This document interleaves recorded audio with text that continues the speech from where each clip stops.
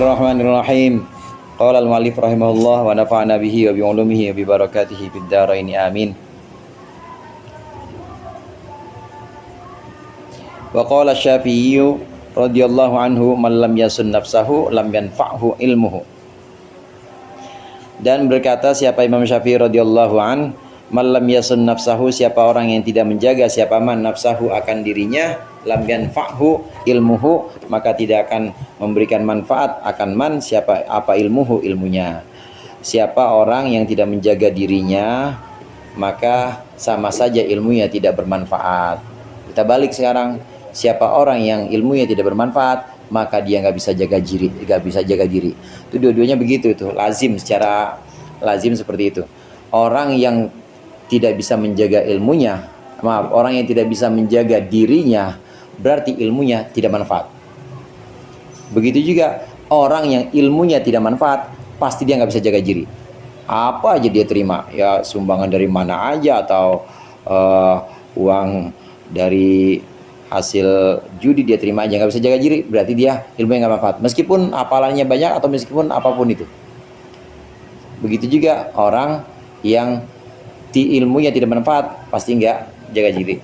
Ilmunya nggak manfaat gara-gara dia dulu sama kiai, ya bikin kesel kiainya di pondok, nggak manfaat ilmunya, pasti dia nanti keluar dari pondoknya itu belangsak hidupnya, atau kelihatannya nggak belangsak tapi nggak bisa jaga diri pasti, karena ilmunya nggak manfaat.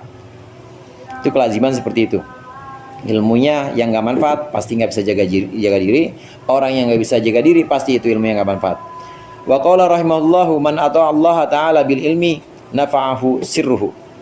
Dan berkata Imam Syafi'i juga, man ata'a Allah, siapa orang yang mentaati Allah, Allah akan Allah ta'ala halnya maharullah bil ilmi, dengan ilmu, nafa'ahu sirruhu, maka akan memberikan manfaat kepadanya. Apa sirruhu? Sirnya man, atau hatinya man. Mentaati Allah dengan ilmu, mentaati Allah dengan cara ngaji, zikir kita di ngajiin juga, sholat kita pakai ngaji juga. Ngaji yang dimaksud di sini, ilmu yang dimaksud di sini adalah ilmu akhirat atau ilmu hati, maka itu pasti akan terang hatinya. Sebaliknya kalau ilmu yang kita pelajari hanya ilmu sebatas hafalan atau ilmu sebatas fikih, lalu tidak kita hayati dengan ilmu hati seperti tadarruknya atau menunduknya kita saat kita sujud, tawaduknya kita saat kita sholat, dan di luar sholat kita latih itu juga.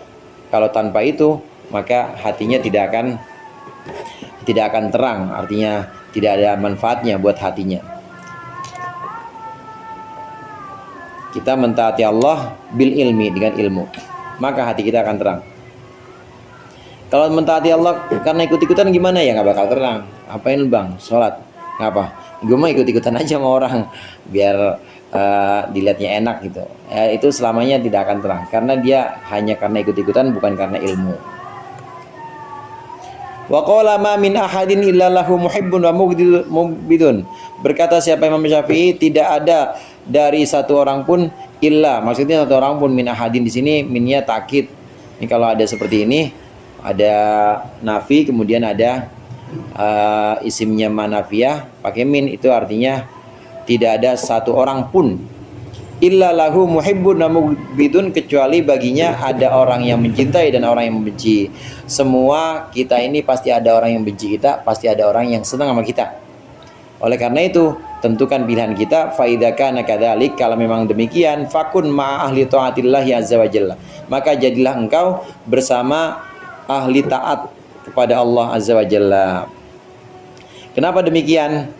Kenapa harus menjadi ahli taat? Karena gini, kalau kita jadi ahli taat, kita ngaji, sholat jamaah, tadarus Al-Quran, demen sedekah, puasa, Senin Kemis, kan begitu semua ya, yang ngaji sini ya. Itu kita begitu.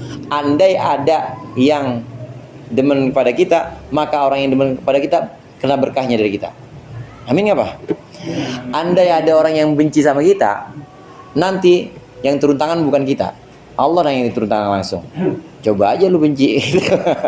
Coba aja benci sama orang ahli taat, tapi jangan juga ngedoain orang. Udah biarin aja, nggak apa-apa. Biarin aja, nanti Allah yang akan turun tangan. Orang yang benci kepada ahli taat, benci kepada ahli taat kepada Allah, maka akan tahu sendiri akibatnya nanti. Sebaliknya orang yang mencintai ahli taat kepada Allah, maka dia akan dapat ketularan barokahnya.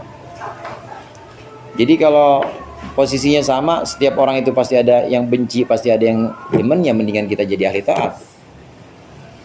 Karena bisa memberikan manfaat kepada orang lain, orang yang demen. Mana tadi itu? Fa idza kana kadzalik. Udah. Wa ruwiya anna Abdul Qadir Ibnu Abdul Aziz, diriwayatkan bahwa sungguhnya Syekh Abdul Qadir bin Abdul Aziz apa Yazkani apa? Yes. Yes, Syafi'i. Ana solihan. Kana ya. Kana ya kan. Kana rajulan solihan. Adalah seorang laki-laki solihan wara'an yang soleh dan wara'. Wa kana yasalu asy-Syafi'iyya, dan ada siapa Abdul Qadir pernah yasalu bertanya Abdul Qadir asy-Syafi'iyya kepada Imam Syafi'i an masaila, dalam beberapa masalah fil wara'i, dalam hal wara'. Wa Syafi'iyyu yuqbilu alaihi li wara'ihi. Wa Syafi'iyyu, dan Imam Syafi'i yuqbilu menghadap siapa Imam Syafi'i alaihi kepada Abdul Qadir li wara'ihi, karena wirainya, karena kesolehannya Abdul Qadir. Faqala lahu, faqala maka berkata Imam Syafi'i lahu kepada, faqala maka berkata Abdul Qadir lahu kepada Imam Syafi'i, ayyuma afdalu, mana yang lebih afdal, as-sabru awil mihnatu awit tamkinu, mana di antara tiga perkara ini yang lebih utama wahai Imam Syafi'i, sabar atau ujian atau tamkin? Ini kan tiga-tiganya ini semua makomnya para solihin, orang-orang soleh, baik itu dari nabi maupun para wali. Wali itu pasti orang yang sering dapat cobaan, mihnah, sering dapat bala. Mihnah itu bala. Bahkan dalam satu hadis kan Rasulullah mengatakan, asyaddun nasi balaan al-anbiya tsummal auliya, orang yang paling berat cobaannya, mihnahnya itu para nabi, kemudian para wali. Nah, di sini ditanyakan kepada Imam Syafi'i, mana yang lebih utama? Apakah sabar, ataukah cobaan yang terus-menerus, ataukah tamkin? Tamkin ini kadang-kadang disebut juga dengan istiqomah.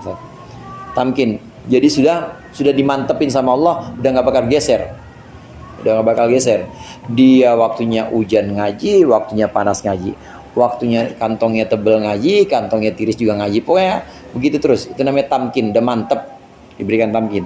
Mana yang lebih utama antara mihnah, cobaan, dengan istiqomah dan dengan sabar? Maka menjawab Imam Syafi'i, faqala Syafi'i rahimahullahu taala, at-tamkinu darajatul anbiya. Tamkin itu adalah derajatnya para nabi. Wala yakunu at-tamkin, dan tidak ada apa tamkinu, tidak terjadi apa tamkinu, tamkin, kemantepan atau istiqomah, illa ba'dal mihnah, kecuali setelah cobaan. Faidam tahana, faidam tuhina juga boleh, ketika dicoba seseorang, sobaro maka dia sabar, wa idza sobaro maka ketika sabar dia, mukkina maka dia akan diberikan tamkin. Jadi urutannya seperti itu. Mana yang lebih utama, yang paling keutamaannya paling tinggi? Tamkin. Nah, tamkin ini bisa diperoleh ketika sudah melalui mihnah dan sudah melalui sabar, sudah melalui cobaan-cobaan, kemudian sabar, dan terus cobaan, sabar, terus sabar, maka akan dapat tamkin atau istiqomah. Derajatnya para nabi atau orang-orang soleh itu pasti sudah istiqomah atau sudah tamkin. Ujian, sabar, ujian, sabar, ujian, sabar, dapat tamkin. Kadang-kadang disebut dengan istiqomah.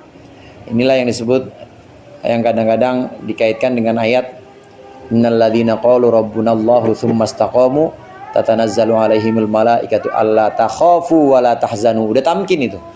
Jangan takut, jangan sedih, itu udah tamkin. Keadaan seperti apapun dia akan tetap menyembah Allah, istiqomah namanya. Dan kalau sudah tamkin, apa aja rasanya manis, apa aja rasanya gurih, enak, nggak ada perasaan sesak, nggak ada rasa sulit. Wallaw istaqamu 'alat thariqati lasqainahum ma'an ghadaqo.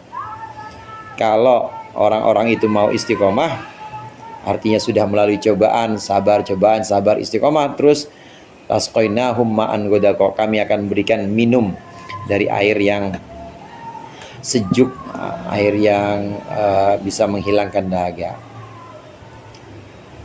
Sabaro ala taro, ini masih ucapan Imam Syafi'i. Ala taro, tidakkah engkau tahu, innallaha azza wa jalla, sungguhnya Allah azza wa jalla imtahana, menguji siapa Allah, Ibrahim, akan Nabi Ibrahim alaihissalam, thumma makkanahu, kemudian mengokohkan siapa Allah akan Nabi Ibrahim, wamtahana, dan menguji siapa Allah Musa akan Nabi Musa alaihissalam, thumma makkanahu, kemudian mentamkin atau mengokohkan, mengkuatkan siapa Allah akan Nabi Musa alaihissalam, wamtahana, dan menguji siapa Allah Ayyuba akan Nabi Ayyub alaihissalam, thumma makkanahu, kemudian mentamkin, menguatkan, mengokohkan siapa Allah akan Nabi Ayyub alaihissalam. Tuh, nabi-nabi semua pasti melalui proses mihnah, cobaan, sabar. Nah, kemudian Allah berikan tamkin. Nabi Ibrahim Allah tamkin setelah melalui cobaan-cobaan dengan Raja Namrud, atau sebelumnya lebih jauh lagi dengan Azar yang katanya ayahnya, walaupun ada yang mengatakan bukan ayahnya, pamannya. Itu dari cobaan-cobaan itu tetap sabar, maka Allah kuatkan, istiqomah terus sampai akhirnya Nabi Ibrahim wafat dan juga dikenang jadi sebagai Abul Anbiya. Itu namanya udah tamkin. Nabi Musa juga seperti itu, lewat Fir'aun cobaan-cobaannya, kemudian lewat kaumnya juga, bangor-bangor kaumnya Nabi Musa itu. Nabi Musa lagi ini, Nabi Musa dikatain kondor. Musa kondor, Musa. Akhirnya Nabi Musa buktiin. Ya, Nabi Musa mandi, Allah buktikan, maksudnya maghrib ya, sampai mana tuh tadi?